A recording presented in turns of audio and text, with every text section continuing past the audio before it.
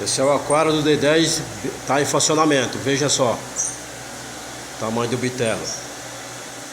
A bombinha está ali ligada, ele está funcionando, falta o peixe, mas logo esse peixe está aqui nadando, dando uns mergulhos aqui, os bitelos. Olha o aquário aí, ó, 1.600 litros, enorme. Dá para colocar peixe aqui até de 2, 3 quilos, para que os mesmos se confortem, fiquem confortáveis. Aí, ó.